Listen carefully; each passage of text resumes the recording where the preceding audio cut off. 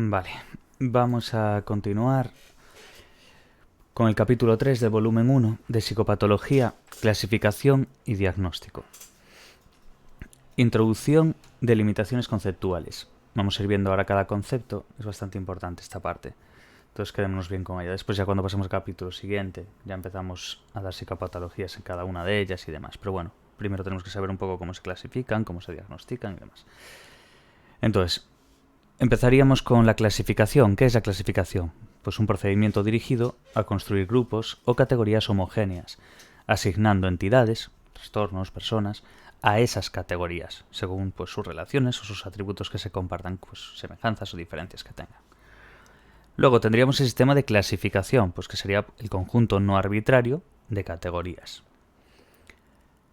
Tendríamos luego un diagnóstico.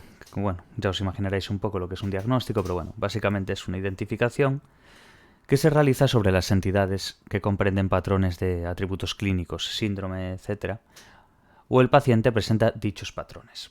Un diagnóstico psicopatológico consiste en situar correctamente al individuo en un sistema de clasificación, eso que se conoce como identificación.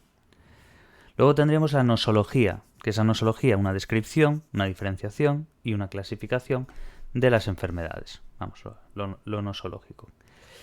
Si se asume que los trastornos mentales constituyen enfermedades, como se hace en psiquiatría, los conceptos de clasificación y nosología podrían utilizarse de forma equivalente. Luego nos pasaríamos a una que es bastante importante, la taxonomía, que sería pues una ordenación, bueno, de sus taxones realmente, pero lo que quiere decir es que es una ordenación de las entidades en categorías naturales, importante eso, según sus características por similitud.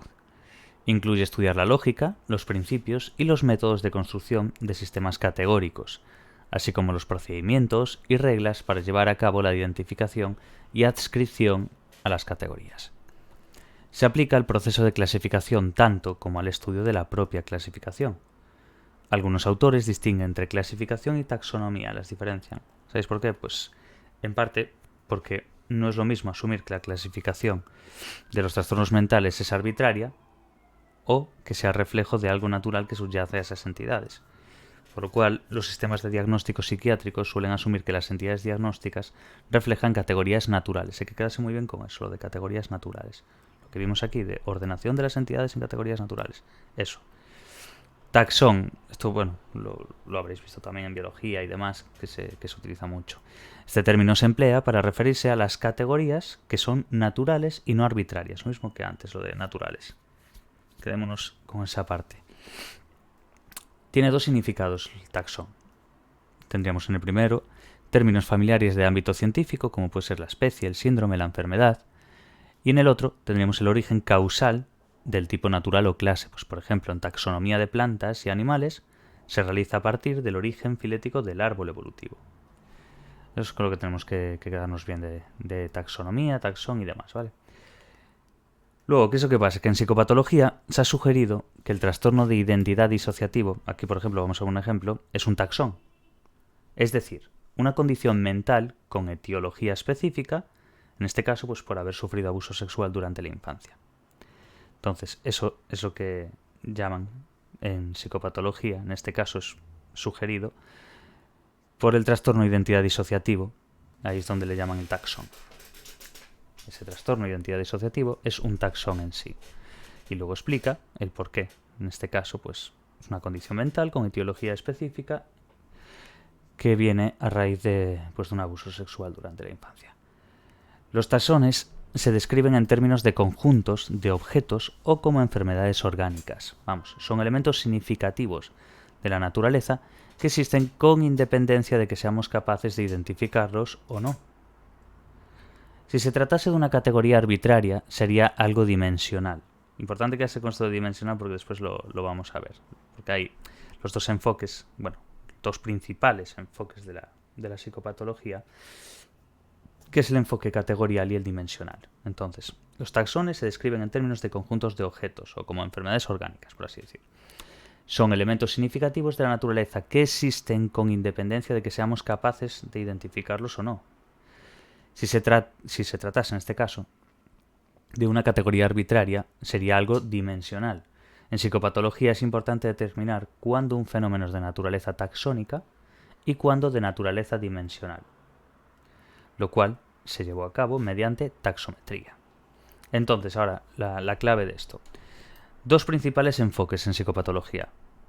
¿Para qué? Pues para llevar a cabo las clasificaciones. Y son las siguientes, el enfoque categorial y el enfoque dimensional. Esto es muy importante. Dentro del enfoque categorial, pues método dominante en psiquiatría. Se basa pues en la presencia de signos, síntomas que caracterizan la enfermedad mental, vamos, el diagnóstico en sí. Implica dicotomía, vamos, dos en este caso, que es o tienes la enfermedad o no la tienes. Se asume implícita o explícitamente que se clasifican taxones. Vamos, utilizan dos enfoques. ¿Cuáles son? Monotético y politético. Mono 1, polivarios, ahí ya lo sacáis bien. Pero bueno, monotético. ¿Qué requiere esto? Pues que deben cumplirse todos los criterios de una categoría para que se produzca el diagnóstico. Ponemos un ejemplo, trastorno de Tourette, por ejemplo. Se define con 4 criterios y deben cumplirse esos 4. Eso es monotético. Tienen que cumplirse todos los criterios de una categoría para que se produzca dicho diagnóstico. ¿Y cuál será el otro entonces? Dentro de este enfoque categorial, el otro. Dentro de lo que sería el enfoque categorial, monotético y politético. Politético, varios aquí. Pues entonces, se basa en conjuntos de características y variantes para definir los criterios. Únicamente se requiere que se cumplan algunas para ser incluido en categoría. A diferencia del monotético, que decíamos que tenía que cumplirse todos los criterios de una categoría. Ahora, básicamente, lo que se requiere que se cumpla es que haya algunos para ser incluido en la categoría. Entonces, por lo que puede definir la categoría del trastorno sobre la base de un subconjunto de síntomas que pertenecen a un conjunto más amplio de síntomas.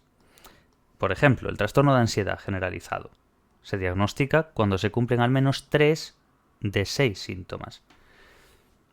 ¿Ves la diferencia entonces entre monotético y politético? Vale, eso era dentro del enfoque categorial. Vamos, el método dominante en psiquiatría y demás. Luego tendríamos el enfoque dimensional. ¿Qué diferencia tendrá con esto? Si el enfoque categorial lo que implicaba era una dicotomía, que o tienes la enfermedad o no la tienes, pues el dimensional asume que no hay dicotomía. Las conductas son dimensiones, de ahí enfoque dimensional, o continuos, que reflejarían desviaciones cuantitativas respecto de los niveles considerados normales. Por ejemplo, si se puntúa la ansiedad en un nivel patológico, indica una manifestación elevada de ese síntoma, de acuerdo a una curva de distribución normal en la población general. Vamos, que es una manifestación elevada de lo que nosotros consideramos como normal, dentro de una distribución normal. Vale, entonces quedémonos guay con esto. Enfoque categorial y dimensional. Relevancias de la clasificación y el diagnóstico en psicopatología. Aquí nos va a hacer un pequeño modo historia de los DSMs, por así decir. Y luego pues ya vamos a ver un poco las ventajas que proporcionan este tipo de clasificaciones y demás. Vale, la psicología de los años 50 y 60 se caracterizó por una actitud general antidiagnóstica, básicamente, considerando pues inadecuado etiquetar a los sujetos basándose en los principios de los sistemas de clasificación. Entonces, en el DSM-1, bueno, ya sabéis, nosotros vamos por el 5, para hacernos así una idea. En el DSM-1, 1952, se hizo una agrupación simplista de 3 grupos de trastornos mentales globales. Decían psicosis orgánica, neurosis psicogénica y trastornos del carácter. Luego, DSM-2, en el 68, también aplicó descripciones globales de los trastornos mentales. No se consideraba tan relevante la delimitación de los síntomas como la dinámica de los conflictos subyacentes. Michel, 1968, denunció que los DSM-1 y DSM-2 adolecían de serias dificultades metodológicas en cuanto a lo que sería validez y fiabilidad. La oposición al modelo médico de enfermedad se debía a que éste asumía causas subyacentes a las categorías sindrómicas. Por ejemplo, en el enfoque conductual se desarrolló el análisis funcional de la conducta y se enfatizó en que el diagnóstico psiquiátrico no era útil porque no aportaba información sobre el sujeto individual y no permitía llevar a cabo un análisis operativo de la conducta problema y sus elementos funcionales, antecedentes y consecuentes. vamos, que denunciaba básicamente que tanto el DSM-1 como el DSM-2 pues tenía una serie de dificultades metodológicas en fiabilidad y validez. Los síntomas de clasificación ayudan a ordenar y organizar los conocimientos de una disciplina, de manera que podrán ser aplicados a la psicopatología, para construir un marco de referencia conceptual. Varios autores destacan las ventajas de proporcionar una clasificación de la conducta anormal. Vamos a ver ahora una serie de puntos. Punto 1. Posibilitar la comunicación entre profesionales. Importante esto. Comunicación entre profesionales. ¿Por qué? Pues con un uso común del lenguaje para describir la psicopatología, facilitando la replicación de trabajos, las acciones interdisciplinares, la homologación de tratamientos, los estudios epidemiológicos y el análisis de la efectividad de las terapias. Vamos. Posibilitar así una comunicación entre profesionales. ¿Qué más? Facilitar la recuperación de la información. La información fragmentada se recupera más fácilmente y se recuerda mejor la sintomatología del paciente, al estar organizada y sistematizada. Esto agiliza el diagnóstico. ¿Qué otro punto tendríamos además? Pues contribuir a la construcción de la teoría en sí. La clasificación de un trastorno forma una representación de ese constructo teórico que va a establecer la base con la que se elabora y después se prueba la teoría. ¿Qué más podríamos tener? Definir e impulsar la investigación. Luego tendríamos aportar ventajas específicas, como por ejemplo acumular información y documentación, hacer predicciones de forma longitudinal, clarificar la etiología de los trastornos, la homogeneidad en individuos con el mismo trastorno, que incrementa la eficacia de la investigación sobre factores etiopatogénicos y demás. Luego tendríamos, en este último punto, beneficiar la psicología clínica, cosa que ya entenderemos. Que tendríamos diagnósticos más precisos y fiables, determinar el tratamiento más adecuado, vamos, casi todo, como podéis apreciar, ventajas, lógicamente. Predecir el curso clínico y la respuesta al tratamiento, determinar el estatus legal del paciente y proporcionar información fiable para lo que sería la historia clínica y los informes. Vale, se ha señalado que se maximizan los sistemas de clasificación y diagnóstico cuando se integran aspectos categoriales y dimensionales. Eso que hace, esto es muy importante este concepto, el transdiagnóstico. ¿Qué es el transdiagnóstico? Un enfoque que formaliza la psicopatología desde un conjunto de procesos cognitivos, conductuales, etiopagénicos, causales o de mantenimiento, los cuales, ¿qué van a hacer? Constituir la base sobre la que se pueden organizar los trastornos mentales en grupos o espectros. Eso es un transdiagnóstico. Vamos a ver aquí en el recuadro bien.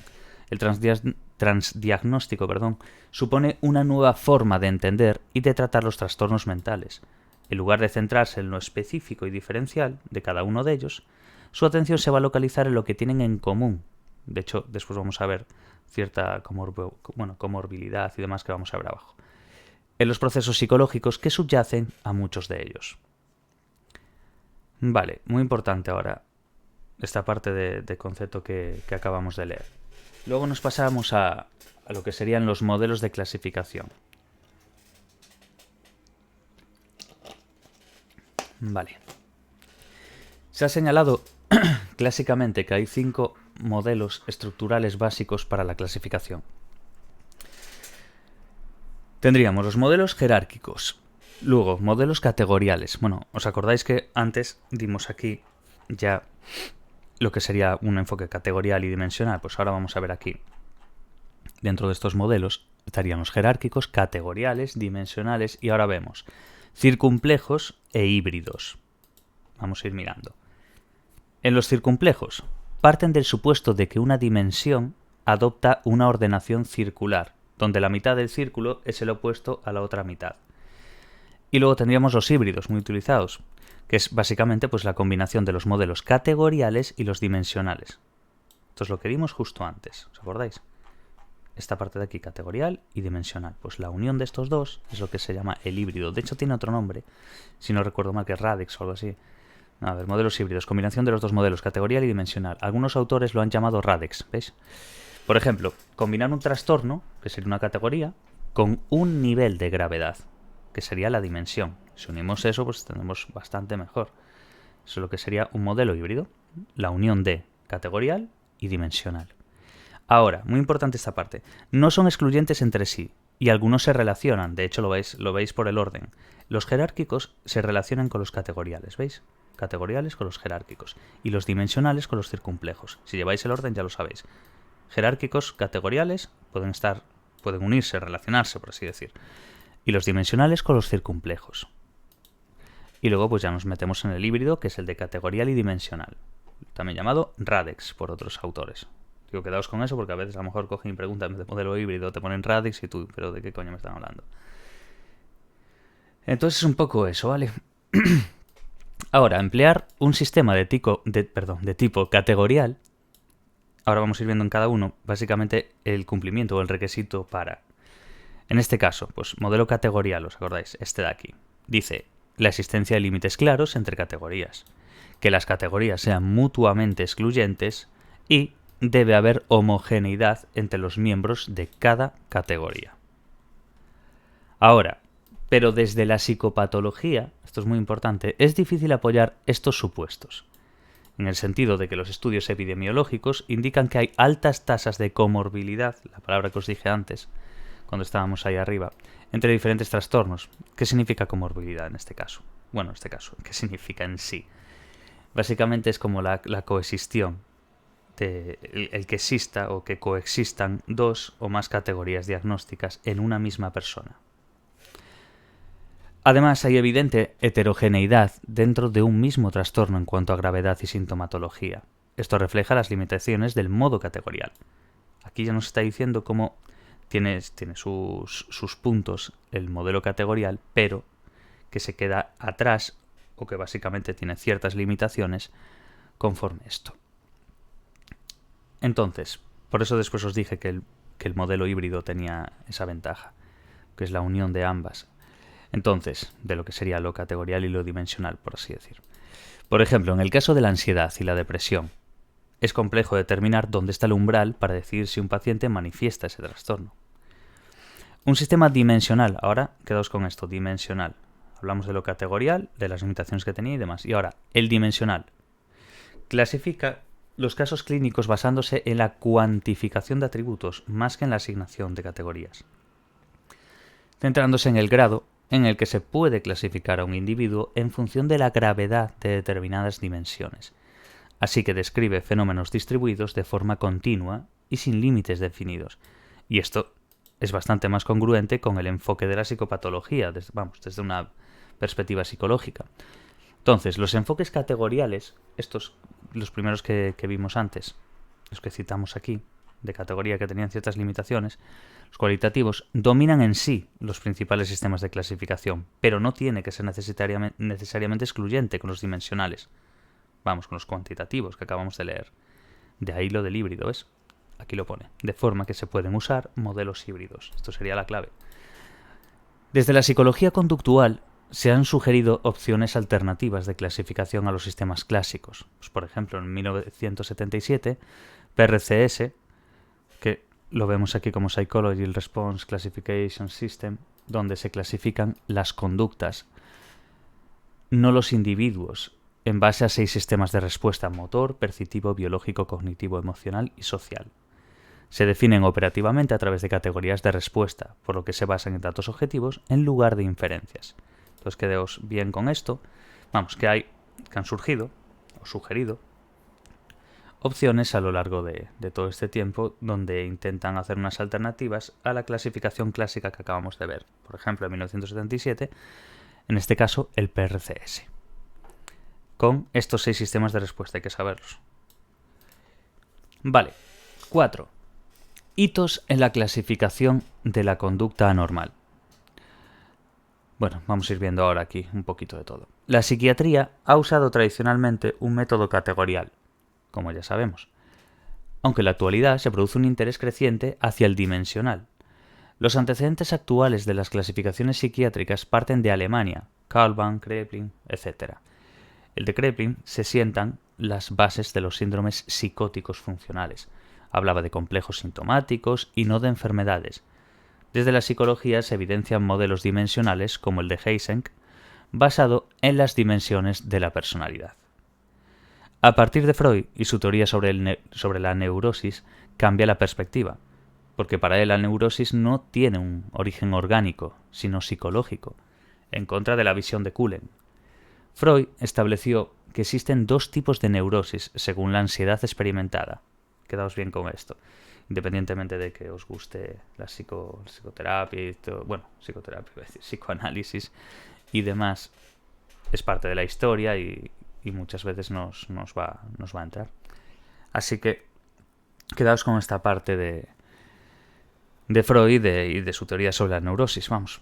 Simplemente él entendía la neurosis desde un punto de vista psicológico, no orgánico. Y eso venía antes, pues la visión de Cullen. Entonces fue ahí como una contrariedad entre los dos. Y Freud lo que estableció fue dos tipos de neurosis. Y tendríamos dentro de, según la ansiedad experimentada, por ejemplo, 1 y 2 tenemos ahora. En el 1, ansiedad sentida. Incluyó aquí la neurosis fóbicas y las neurosis de ansiedad. Eso es lo que es la ansiedad sentida. Y luego una ansiedad inferida. Incluyó aquí lo que sería la neurosis obsesivo-compulsiva y la histeria. Entonces, quedémonos con estas dos cositas aquí, ¿vale? Ansiedad sentida, neurosis fóbicas y neurosis de ansiedad. Inferidas, obsesivo-compulsiva y la histeria. Eysenck y Freud compartían modelos dimensionales, pero se diferenciaban en la etiología de la neurosis, y en que Eysenck veía la neurosis y la psicosis según dimensiones independientes de personalidad, mientras que Freud las consideraba en una única dimensión, funcionamiento del yo. Para Freud, la psicosis posee mayor grado de regresión del yo. La psicosis, quedaos con eso. La clasificación psicoanalítica de Freud ha marcado las clasificaciones contemporáneas en psicopatología. Autores recientes categorizan de forma similar a los postulados de Freud. Vemos aquí, ansiedades observadas, fobias, pánicos, ansiedad y trastorno de estrés postraumático. Ansiedades inferidas, ¿veis cómo veis la relación total? La histeria, trastornos somatomorfos y la disociación, lo que serían los trastornos disociativos. Cabe destacar que el enfoque categorial es práctico, intuitivo y fácil de aplicar. El enfoque dimensional es más complejo. Entonces veis la diferencia también en cómo se tiraba o se tira, aún a día de hoy, por el categorial, y eso que en estos últimos años se está intentando llevar más por el enfoque dimensional. Pero bueno, es una de las cosas peculiares, porque el categorial es más práctico, es más intuitivo y es más fácil de aplicar. El dimensional es bastante más complejo, laborioso y menos familiar. Ambos enfoques parecen necesarios y complementarios, y se hace incomprensible que un psicólogo defienda un enfoque puramente dimensional, desechando la evidencia. En este sentido, la taxometría posibilita conocer la naturaleza de los trastornos para saber si es categorial, dimensional o mixto, como dijimos antes, los híbridos. Porque está dirigida a identificar la naturaleza de las entidades objeto de clasificación y así detectar la existencia de taxones, para diferenciarlo de los fenómenos continuos, que son las dimensiones, ¿vale? Entonces quedémonos bien con eso. Por eso es tan importante lo de la taxometría que os decía antes. Por ejemplo, se ha puesto de relieve la naturaleza taxónica de algunos dominios psicopatológicos. Esquizotipia, disociación, consumo de sustancias como el alcohol, nicotina, autismo, ludopatía, riesgo de suicidio, paidofilia y psicopatía. La esquizotipia se solapa con síntomas de la esquizofrenia y del trastorno de personalidad esquizotípico. Deslizamiento cognitivo, con percepciones inusuales, creencias mágicas, pérdida de asociaciones y pensamiento tangencial y también anedonia. También se ha demostrado, todo esto son un poco ejemplos para entendernos, también se ha demostrado un taxón de la disociación, lo que son trastornos disociativos, que es una falta de integración de las funciones de la conciencia, la memoria, la identidad y la percepción del medio. Para la psicopatía, la evidencia es menos consistente. Nos quedemos bien con esto, ¿vale? Estos ejemplos que nos ponen básicamente pues, de relieve esa naturaleza taxónica de ciertos dominios psicopatológicos. Vale. Principales hitos en el desarrollo de la clasificación de la conducta normal, que fuimos viendo. Tenemos aquí el cuadro, vamos a ir mirando de Pinel, en este caso en 1900. Vamos a ir viendo autor y la contribución que ha hecho para entendernos. Philippe Pinel, o como se diga. En 1789 publica su libro Nosografía filosófica, donde lleva a cabo una clasificación de las enfermedades mentales, Cullen, que hablamos antes, ¿os acordáis? Clasifica los trastornos mentales usando un enfoque basado en los sistemas biológicos utilizados para clasificar las plantas y los animales. Calbaum incorporó a la nosología la evaluación del curso de la enfermedad. Mausley sugirió clasificar los trastornos mentales sobre la base de síntomas identificables. Kraepelin, en 1883, publica el Compendio de Psiquiatría, en el cual clasifica los trastornos mentales como complejos sistemáticos, no como enfermedades. Diferencia las entidades nosológicas asociadas a la demencia precoz, como hebefrenia, catatonia y demencia paranoide, de la psicosis maníaco-depresiva, lo que sería el trastorno afectivo. En su obra, introduce ciertos conceptos dimensionales comunes a la psicosis, demencia precoz, al referirse a trastornos de pensamiento, atención, emociones y negativismo. Quedémonos básicamente con que publicó ese compendio de psiquiatría, donde clasifica los trastornos mentales como complejos sintomáticos y no como enfermedades. Sigmund Freud clasifica los trastornos mentales en neurosis, psicosis y perversiones. Clasifica la neurosis en neurosis experimentadas, lo que serían neurosis fóbicas y neurosis de ansiedad, y neurosis inferidas, lo que dimos antes, experimentadas y las inferidas, que después es lo que se apoyaban los siguientes. Aún a día, neurosis obsesiva compulsiva e histeria. Ahora, la OMS, la Organización Mundial de la Salud, 1948, publica la 6ª edición de la Clasificación Internacional de las Enfermedades, Traumatismos y Causas de Defunción, el CIE-6, que nosotros creo que vamos por el 11, si no recuerdo mal. Incluye un capítulo dedicado a la clasificación de los trastornos mentales. Luego la APA, la American Psychiatric Association, que ya conocemos todos, publica la primera edición del DSM, como dijimos previamente. ¿Os acordáis del DSM1, DSM2 que dijimos? Pues primero fue de 1952, que incluye a los 3 grupos. Esto es un poco un resumen de lo que hemos leído, no otra cosa tampoco. Pero bueno, os lo leo igual. Grupos de trastornos: psicosis orgánica, neurosis psicogénica y trastornos de carácter. Eysenck, ¿os acordáis? Delimitaba las dimensiones de neuroticismo, extraversión y psicoticismo y clasifica los trastornos mentales sobre la base de dichas dimensiones. Luego, lo mismo, la APA, que vimos antes, en el 80, esta de aquí, cuando hablamos del DSM, pues es la misma. La Asociación Americana de Psiquiatría. En 1980, con la publicación de la 3ª edición del DSM, DSM-3, se produce la gran revolución en la clasificación de los trastornos mentales. Esto es muy importante saberlo. Incluye criterios específicos para el diagnóstico de los trastornos mentales, basados en elementos externos de validación, y B, el sistema multiaxial. Son muchos datos, ya lo sé, pero aquí pueden preguntar de todo, así que hay que sabérselo. Clark y Watson, en el 91, publican el modelo tripartito sobre el afecto, la ansiedad y la depresión. ¿Qué pasa después en el 2003 con Feyerabend, con Cooper y con Safran? Que establecen en la primera clasificación transdiagnóstica, acordaos de esto, de los trastornos mentales, vamos, aplicada a los trastornos alimentarios. Muy importante, ¿eh? En 2003, hay que acordarse de eso. Luego, en el 2013, la APA, ¿qué es lo que hace? Publica el primer enfoque híbrido para la clasificación de los trastornos mentales, aplicado a los trastornos de la personalidad. Integra parcialmente aspectos del enfoque dimensional en estructuras de base categorial. Eso es detalle. Y luego, pues, Roman Kotov y demás, en 2017, hace la primera clasificación dimensional de la psicopatología, como alternativa a las nosologías categóricas tradicionales. Clasificación dimensional. ¿Os acordáis cuando decíamos que empezaba a darse más lo dimensional? Se refieren a esto. En relación a otros trastornos alimentarios, depresión, ansiedad, personalidad, hay evidencia de su naturaleza no taxónica, aunque puede haber taxones relacionados con subtipos específicos de depresión. ¿Entendéis? Entienden como que otros trastornos, en este caso pues alimentarios, depresión, ansiedad, personalidad, evidencian, o hay evidencias, de que su naturaleza es no taxónica. Entonces, eso no significa que no pueda haber taxones relacionados con subtipos específicos, pues por ejemplo, de la depresión. Pero no hay evidencia de que exista un taxón general para la depresión. Y lo mismo ocurriría con otros trastornos, pues por ejemplo, con un taxón de vulnerabilidad cognitiva al trastorno del pánico. Vale, perfecto.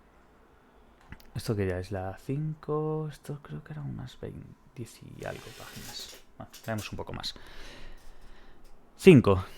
Enfoques de clasificación categorial, sistema DSM y CIE. Esto es lo que dijimos antes. ¿Os acordáis cuando dije que estábamos en el DSM-5 y en el CIE 11? Esos son básicamente la clasificación categorial que tenemos nosotros. Vamos a verla ahora un poco mejor. A partir del siglo XX hubo una atmósfera de rechazo hacia la actividad clasificatoria en psiquiatría y psicología clínica, básicamente pues por la influencia del psicoanálisis. Además, desde el conductismo se criticaba el diagnóstico tradicional por su escasa consideración de la valoración individual. Los humanistas mostraban rechazo a ese diagnóstico por su carácter deshumanizador, por los efectos negativos sociales de aplicar una etiqueta al individuo y porque el desarrollo del tratamiento tenía poco valor. Además, los sistemas diagnósticos de la época eran poco fiables. Actualmente se han desarrollado procedimientos cognitivos conductuales, que es uno de lo que más se utiliza, lo que es lo cognitivo-conductual, para trastornos específicos, así como tratamientos psicofarmacológicos e instrumentos psicométricos. Los sistemas de clasificación del APA, bueno, como ya sabéis, de la Asociación Americana de Psiquiatría, y la OMS son paralelos, con categorías diagnósticas equiparables, por lo que son compatibles en sí, aunque el DSM ha marcado las pautas de clasificación de los trastornos mentales hasta la fecha. Vamos a ver esto. Primeros intentos de clasificación de la conducta anormal. En el 34, acordaos que realmente el DSM como tal saliera, si no recuerdo mal, en 1952. El DSM-1.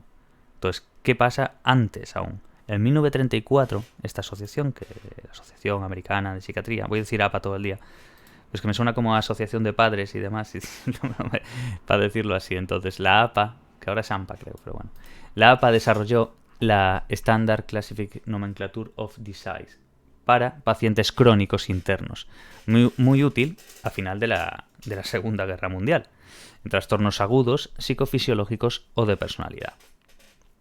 En el 48, la OMS publicó la sexta edición de la CIE 6, que por fin dedicó un capítulo a la clasificación de trastornos psiquiátricos, como dimos previamente. Psicosis, trastornos neuróticos y trastornos del carácter, del comportamiento y de la inteligencia. Ahora, aunque hasta el CIE 9 no fueron clasificaciones descriptivas y operativas, fueron clasificaciones en sí descriptivas y operativas. Psicosis, trastornos neuróticos, trastorno de personalidad y otros trastornos mentales no psicóticos, retraso mental. Quedaos con estas cosas, me refiero, son pequeños detalles, pero básicamente es eso, que empezó en el 34, simplemente pensar que era básicamente por intentar hacer después de la Segunda Guerra Mundial, en la Segunda Guerra Mundial y demás, trastornos agudos de personalidad y demás. ¿Qué es lo que importa aquí? Que en el 48 se publicó la sexta edición del CIE, el CIE 6. Entonces se dedicó un capítulo a la clasificación de los trastornos. ¿Qué es lo que pasa? Que hasta el 9, lo que sería la novena edición, no fueron clasificados, no fueron clasificaciones descriptivas y operativas, quiero decir. Sí que fueron clasificados trastornos psiquiátricos, pero no de forma descriptiva y operativa, hasta el 9. Eso es importante saberlo. Ahora, nos metemos en lo que dijimos previamente. En 1952, ¿qué sale? DSM-1. Influido por la doctrina de Mayer, que rechazó el reduccionismo biológico de Greisinger y de Kraepelin y quiso identificar los trastornos mentales como patrones de reacciones psicobiológicos de la personalidad y no como enfermedades, donde influyen estresores psicosociales o físicos. Freud también influye en el DSM-1 por los conceptos que alberga del psicoanálisis, mecanismo de defensa, neurosis, ya sabéis de Freud, conflicto neurótico, etc. Había 3 grupos de trastornos: psicosis orgánica, neurosis psicógenas y trastornos del carácter. Así es como se interpretaba esto, como 3 grupos de trastornos en el DSM-1, ¿vale? Y como la doctrina de Meyer y la parte de Freud fueron muy influyentes en esto, en el DSM-1. ¿Qué pasa en el DSM-2? Se homologó con el CIE 8, elevando a 10 los grupos de trastornos, gravitando en torno al concepto de neurosis, asumiendo la idea psicoanalítica, Freud, de que la neurosis son defensas contra la ansiedad, trastornos de ansiedad. Se acepta un mecanismo subyacente patológico. Los 2 primeros DSM, DSM-1 y DSM-2, se limitaban a descripciones globales y carecían de una descripción de criterios formales. No había definición de síntomas y síndromes, no había una lista de síntomas requeridos para efectuar el diagnóstico, no había criterio de objetivo para evaluar síntomas ni nada. Los estudios sobre fiabilidad de los diagnósticos de estas versiones de DSM en los años 50 y 70 dan un resultado inferior a 0,50, para que veáis. Vale, ¿qué pasa aquí ahora? DSM-3. ¿Os acordáis que dijimos que este DSM-1 y DSM-2 básicamente se limitaban pues a una descripción global y poco más? Y no tenían unos criterios formales. Ahora, en el DSM-3 está la revolución en la clasificación de los trastornos mentales. En 1980, el sistema de diagnóstico basado en el DSM-3 transformó radicalmente la naturaleza de la enfermedad mental. Importó un modelo de diagnóstico desde la medicina. Se basó en el trabajo de Robbins y Goods, muy importante esto, sobre criterios externos de validación diagnóstica. La psiquiatría se reorganizó, pasando de un diagnóstico con papel marginal a otro que era la base de la especialidad. Este DSM-3 enfatizó las categorías de enfermedad, en lugar de utilizar límites imprecisos entre conducta normal y anormal. Aportó dicotomías en lugar de dimensiones y síntomas manifiestos en lugar de mecanismos etiológicos subyacentes. Este nuevo paradigma categorial, basado en síntomas, incrementó el número de trastornos, pero no de conductas tratadas en psiquiatría, ni supuso un incremento de la medicalización. Según Sandin, en el 2013, el DSM-3 significó el triunfo de Kraepelin sobre Freud. Es decir, cambiar del paradigma psicosocial, lo que era el dimensional, al basado en síntomas, el categorial, que más se utiliza. Además, el DSM-3 introdujo el sistema de diagnóstico multiaxial. Esto es ultra importante. Así que remarcarlo muchísimo.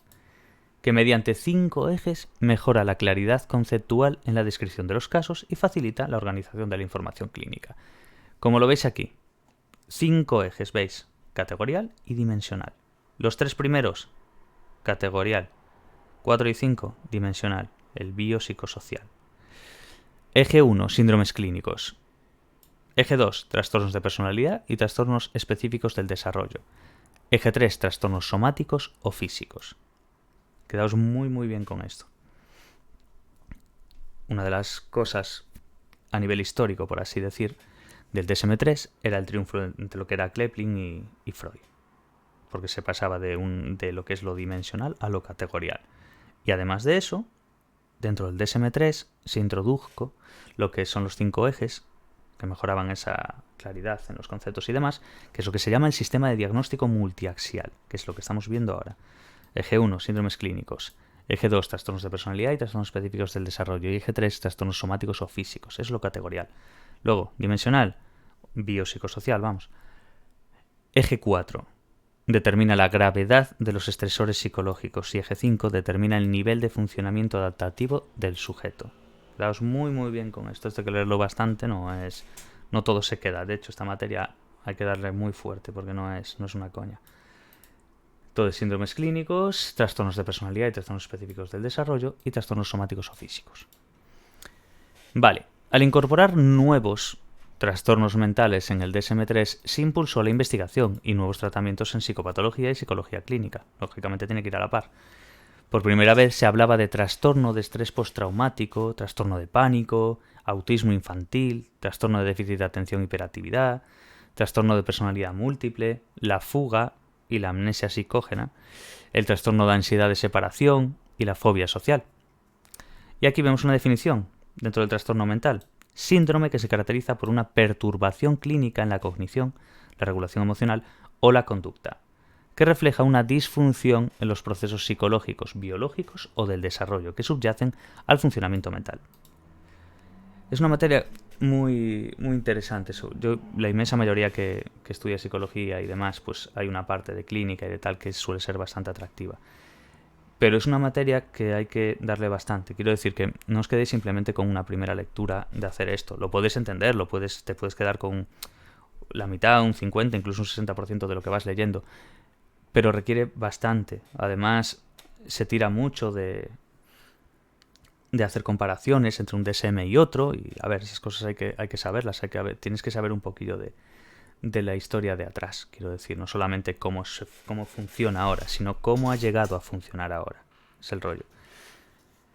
Entonces, básicamente es eso, trastorno mental, esa sería la definición. Luego, en el DSM-3 también era ateórico, vamos, neutral, en cuanto a causas o teorías etiológicas, por lo que facilitó su utilización por cualquier clínico, tanto un psiquiatra como en psicología, como en medicina, como en psicología forense, en todo eso, ¿vale? Ahora, vemos esto, DSM-4 y CIE-10, el siguiente al DSM-3, el DSM-4 y el CIE-10. Refinamiento del enfoque basado en síntomas. Ambos sistemas conviven desde hace años, llegando a tener carácter oficial a nivel internacional. Por eso el DSM ha adoptado los códigos de diagnóstico de la CIE. El DSM-4 tiene unos criterios diagnósticos más precisos, claros y descriptivos que el DSM-3. También incluye de forma explícita y específica los criterios de significación clínica para poder efectuar el diagnóstico. Y luego ya nos meteríamos en el DSM-5. Aquí es donde lo dejamos ya, porque es aproximadamente la mitad del tema, por donde vamos. Pues creo que son 18 páginas o por ahí, creo que esto ya es la 8 y 8, sí, por ahí. Así que lo dejamos por aquí, aparte justo en el que estamos, en el DSM. Así que bueno, poquito a poco y es repasar bastante. No es una materia que requiere bastante trabajo, pero es bonita, la verdad. A mí personalmente me gusta. Supongo que habrá gente que a lo mejor que tire por otros campos que no sean tan clínicos, como más educacional o más de recursos humanos o más de tal, pues a lo mejor no le tira tanto, pero es interesante al menos. O al menos eso me parece a mí. Bueno, lo dejamos por aquí y hasta el próximo vídeo. Chao, chao.